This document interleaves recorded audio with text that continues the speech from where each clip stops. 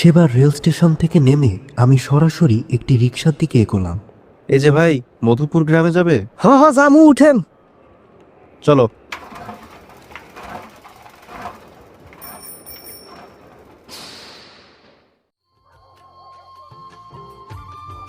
আমি রাশেদ, মধুপুর গ্রামে যাচ্ছি। সাধারণত গ্রামে খুব একটা যাওয়া হয় না, কিন্তু এবার বিশেষ কারণে যাচ্ছি ছোট মামার বাসায়। শুনেছি মামা অসুস্থ, তাই তাকে দেখার জন্য আজ আমার যাত্রা।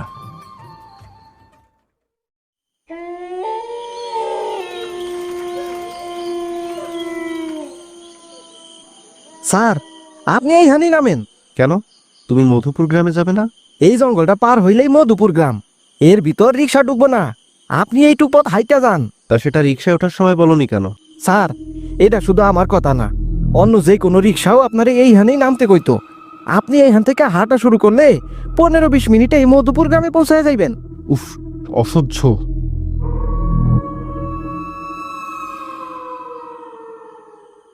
স্যার, ওই যত দ্রুত সম্ভব এই জঙ্গলটা পার হইয়েন। এটার নাম কিন্তু মৃত জঙ্গল। জঙ্গলটা খুব একটা ভালো না। ভালো না মানে? চোর ডাকাতের ভয় আছে নাকি? রিক্সাওয়ালা উত্তর না দিয়ে চলে গেল। আমিও জঙ্গলের পথ ধরে হাঁটা শুরু করলাম।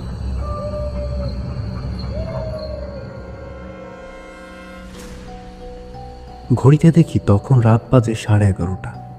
গ্রাম্য এলাকায় 11:30 মানে অনেক রাত। চারদিকে ঘুটঘুটে অন্ধকার। আমি পকেট থেকে মোবাইলটা বের করে মামিকে কল দেওয়ার চেষ্টা করলাম।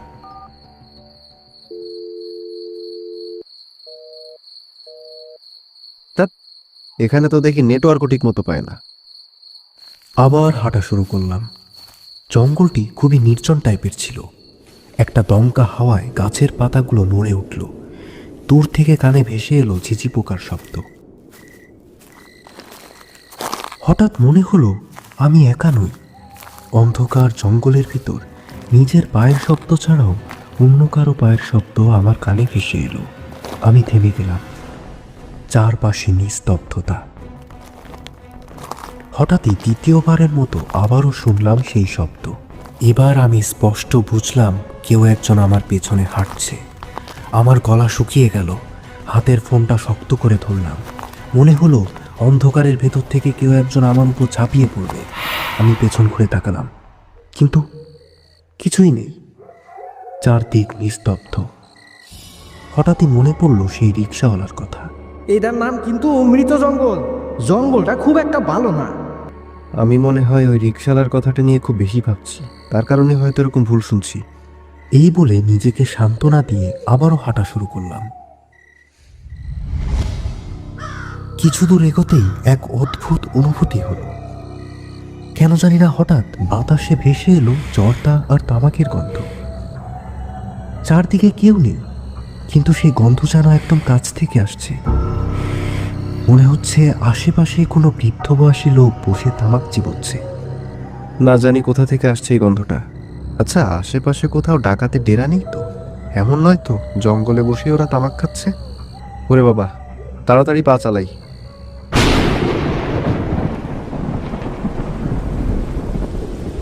আরে, বৃষ্টিটা আসার আর সময় পেল না, হঠাৎ বৃষ্টি শুরু হলো। কিছুক্ষণ আগেও তো ওয়েদার ঠিক ছিল। এরপর আমি দৌড়াতে লাগলাম। বৃষ্টি আর ঝড় ক্রমশ তীব্র হয়ে উঠছে। দৌড়াতে দৌড়াতে সামনেই চোখে পড়ল একটি কুটির। 7-5 না ভেবে আমি তাৎক্ষণিকভাবে সেই কুটিরের নিচে আশ্রয় নিলাম। ভেতরে কেউ আছেন? থাকলে দরজা খোলেন। কেউ আছেন ভেতরে? দেখলাম একটি অল্প বয়সী মেয়ে দরজা খুলল। আপনি কেডায়? আমি মধুপুর গ্রামে যাচ্ছিলাম, হঠাৎই বৃষ্টির কারণে এখানে দাঁড়িয়েছি। আমি কি একটু ভেতরে আসতে পারি? ঠিক আছে, আসেন। মেয়েটির অনুমতি নিয়ে আমি ভেতরে ঢুকলাম। দেখলাম মাটির ঘরের ভেতর এক অদ্ভুত নীরবতা। ঘরের এক কোণে একটি মোমবাতি জ্বলছে। আপনি তো দেখে পুরোই ভিজা গেছেন। হ্যাঁ, মানে বৃষ্টির পানি অনেকটাই গায়ে পড়েছে। তাইলে তো আপনার জ্বর হইব। এই সময়ের বৃষ্টি পানি গায়ে লাগলে নাকি জ্বর হয়। হঠাৎই ভেতরের ঘর থেকে বেরিয়ে এলো এক বৃদ্ধা। তার পরনে সাদা শাড়ি, হাতে একটি লণ্ঠন আর অন্য হাতে একটি জর্দার কৌটা। বৃদ্ধাকে দেখে মনে হলো তার বয়স আনুমানিক ৮০ থেকে ৯০ বছরের মধ্যে হবে। সে কিছুক্ষণ আমার দিকে স্থিরভাবে তাকালো, এরপর কেন জানি না এক ভয়ঙ্কর রকমের মুচকি হাসি দিয়ে আমার সামনে দিয়ে হেঁটে চলে গেল। এরপর সে ধীরে ধীরে দরজা খুলে ঝড় বৃষ্টি ভরা রাতে কোথায় যেন বেরিয়ে গেল। আমি অবাক চোখে তাকিয়ে রইলাম। আচ্ছা, উনি কে? উনি আমার দিদা। এই ঘরে আমরা দুইজনই থাকি। তা উনি এই ঝড় বৃষ্টির রাতে কোথায় গেলেন? দিদা তামাক খাইতে খুব পছন্দ করে, তাই উনি তার সঙ্গীর কাছে গেছে এক লগে বইয়া তামাক খাওয়ানোর লাইগা। সঙ্গী মানে? এইটা আপনার না বুঝলেও চলবো। মেয়েটির কথা শুনে বুঝলাম এরা হিন্দু সম্প্রদায়ের লোক। ধ্যাৎ, আবার সেই নেটওয়ার্কের ঝামেলা। আজকে রাইতে মনে হয় না এই বৃষ্টি থামবো। হ্যাঁ, আমারও তাই মনে হয়। আচ্ছা, এই গভীর জঙ্গলে তোমরা একাই থাকো? আশেপাশে তো আর কোনো বাড়িও দেখলাম না। এই নির্জন জঙ্গলে শুধু একটি মাত্র কুড়ে ঘর। তোমাদের ভয় লাগে না? না, আমাকে ভয় ডর বলে কিছু নাই। কিছুক্ষণ পর দেখলাম সেই বৃদ্ধা আবার ফিরে এসেছে। আশ্চর্যের বিষয়, তার হাতে থাকা হেরিকেনটি তখনও টিমটিম করে চলছে, যেন বাতাস কিংবা বৃষ্টি কোনো কিছুই তার আলো নিভিয়ে দিতে পারেনি। সে আবারও আমার দিকে তাকিয়ে একটা মুচকি হাসি দিয়ে ভেতরে চলে গেল। জর্দা আর তামাকের গন্ধটা হঠাৎই তীব্র হয়ে উঠল। এদিকে ঝড় বৃষ্টি ক্রমশ বেড়েই চলেছে। আচ্ছা, আপনি মধুপুর গ্রামে কেন যাইবেন? ওইখানে কি আপনার কেউ থাকে? হ্যাঁ, ওখানে আমার মামা বাড়ি। ছোট মামা খুব অসুস্থ, তাই তাকে দেখতে যাচ্ছিলাম। কিন্তু বৃষ্টি তো থামতেছে না। এই ঝড় বৃষ্টির রাইতে আপনি কেমনে যাইবেন? মেয়েটির কথা শুনে চিন্তায় পড়ে গেলাম। এক পর্যায়ে সংকোচ বোধ করে বলে উঠলাম, আচ্ছা, আমি যদি আজকে রাতটা এখানে থেকে যাই, তাতে কি তোমাদের কোনো আপত্তি আছে? আজকে আমাগো ঘরে থাকবেন? প্লিজ, শুধু আজকের রাতটা কোনো রকম একটু থাকার ব্যবস্থা করে দিলেই হবে। ঠিক আছে, কিন্তু একটা শর্ত আছে। কিসের শর্ত? ভোর হওয়ার আগেই আপনার এখান থেকে চইলা যাইতে হইব। কিন্তু তখনও যদি বৃষ্টি না থামে? বৃষ্টি থামুক আর না থামুক, ভোরের আলো ফোটার আগেই আপনি চইলা যাইবেন। কিন্তু কেন? ভোর হওয়ার আগেই যদি আপনি এখান থেকে না যান, তাইলে আপনি এমন কিছু দেখবেন যা আপনি সহ্য করতে পারবেন না। মানে? এইটার মানে আপনার না বুঝলেও চলবো। যাই হোক, আমার এই সাথে যদি আপনি রাজি থাকেন তাইলেই থেকে যান। আমি আর কথা বাড়ালাম না, মেয়েটির শর্তে রাজি হয়ে গেলাম। তাইলে শুনেন, আপনি এই চৌকিতেই শুয়ে পড়েন। আমি পকেট থেকে মোবাইলটা বের করে ভোর 4:30টার অ্যালার্ম দিয়ে রাখলাম। বাইরে কি সুন্দর মুষলধারে বৃষ্টি হইতেছে দেখেন। এইরকম বৃষ্টি দেখলেই আমার খুব ভিজতে মন চায়। এই এই চলেন না, আমরা একলগে ভিজি। বৃষ্টির হাত থেকে বাঁচার জন্যই তো আমি তোমাদের ঘরে আশ্রয় নিয়েছি, আর এখন তুমি উল্টো আমাকে ভিজতে বলছো? ও, তাইলে আপনি ভিজবেন না? ঠিক আছে, তাইলে আমিও একলাই যাই। শোনো, এই ঝড় বৃষ্টির মধ্যে বাইরে যেও না। তোমার দিদা জানতে পারলে কিন্তু রাগ করবে। না না, দিদা কিছুই কইব না। না বললেও, এই সময়ের বৃষ্টি ভালো না। গায়ে লাগলে অসুস্থ হয়ে পড়বা। তার থেকে তুমি দরজাটা টেনে দিয়ে ভেতরে চলে যাও। আপনি ভিজতে না চাইলে ভিজছেন না, কিন্তু আমার আটকেন না। আমি গেলাম। আর শুনেন, আপনি ঘুমাইয়া যান। আপনার তো আবার ভোরের আলো ফোটার আগেই উঠতে হইব। এই বলে মেয়েটি দরজা খুলে বাইরে চলে গেল। বৃষ্টির আওয়াজটা হঠাৎই যেন আরো জোরে বেজে উঠল। আমি চৌকিতে শুয়ে মেয়েটির ফেরার অপেক্ষায় ছিলাম, কিন্তু অনেকক্ষণ কেটে গেল, সে আর এলো না। অপেক্ষা করতে করতে কখন যে চোখে ঘুম নেমে এলো টেরও পাইনি।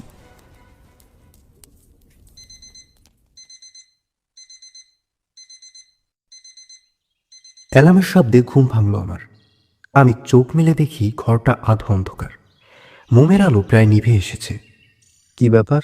দরজাটা দেখছি এখনো খোলা অবস্থায় আছে। মেয়েটি কি আর ভেতরে আসেনি?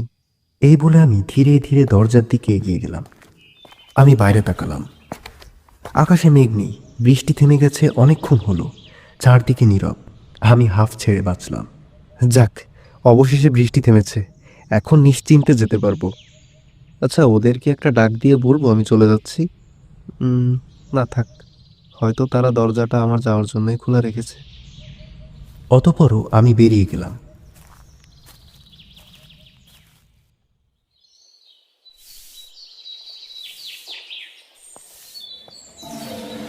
এ রাশেদ, তুই এত সকালে কোন যাত্রা আসতেছিস?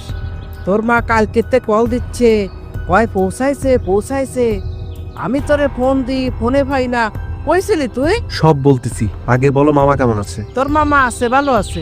আরে রাশেদ, তুই এত সকালে? কেমন আছো মামা? তখন তো আয় আল্লাহর রহমতে আমি ভালোই আছি, এখন পুরাপুরি সুস্থ। তুই কাল সারা রাত কই আছিলি? এরপর আমি মামাকে কালকের রাতের ঘটে যাওয়া সব ঘটনা বললাম। মামা অবাক হয়ে সব শুনল। তারপর? তারপর আর কি, আমাকে বললো ভোর হওয়ার আগেই চলে যেতে। আমিও ভোরের আলো ফোটার আগেই বেরিয়ে পড়লাম। কিন্তু বাইকনা, তুই ওই জঙ্গলে যেই ঘরের কথা করছিস, আমার জানা মতে ওইখানে এরকম কোনো ঘরই নাই। আরে মামা, তাইলে তুমি জানো না, কাল ওরা আমাকে আশ্রয় না দিলে কি যে হতো।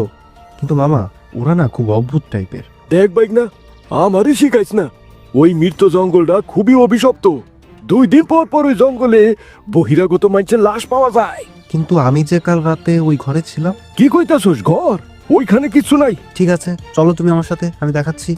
মামা প্রথমে রাজি হয়নি, কিন্তু আমার জোরাজুরিতে রাজি হলো। দুপুরের পর আমি মামাকে নিয়ে আবার গেলাম সেই জঙ্গলে।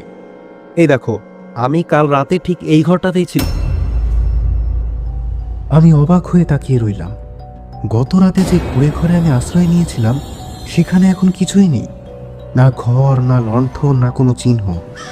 দেখলাম সেখানে পাশাপাশি 2টি সমাধি। শোন বাইকনা, এই জঙ্গলের একটা ইতিহাস আছে। বহু বছর আগে এটা কোনো জঙ্গল ছিল না। এইখানে কিছু বেদে পরিবার থাকতো। একবার এক ঝড় বৃষ্টির সময় ওই পরিবারের সবাই টাইফয়েডে আক্রান্ত হয়। ওই সময় টাইফয়েড রোগের কোনো চিকিৎসা ছিল না, ফলে একে একে তারা সবাই মইরা যায়। এমনকি চারপাশের যত বেদে পরিবার ছিল, তাগো মধ্যেও রোগটা ছড়ায় পড়ে। ফলে তারাও চিকিৎসার অভাবে মইরা যায়, আর এই জায়গাটা জঙ্গলে পরিণত হয়। ফলে ওই জঙ্গলটা হয়ে যায় অভিশপ্ত।